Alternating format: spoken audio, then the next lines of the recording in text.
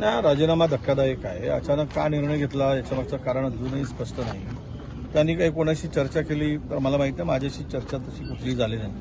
म्हणजे त्यांच्याबरोबर मी गेले 2007 पासून आज 16 वर्ष झालेत.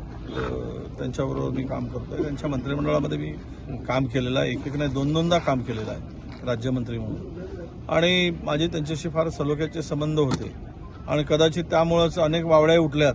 इथे गेले की वडील टिवार जातील त्यांना जोडून. यामध्ये काही तथ्य नाही. मी आता मतदारसंघामध्ये फिरतो आहे. त्यांच्या जाण्याचं कारण ते स्पष्ट करू शकतील.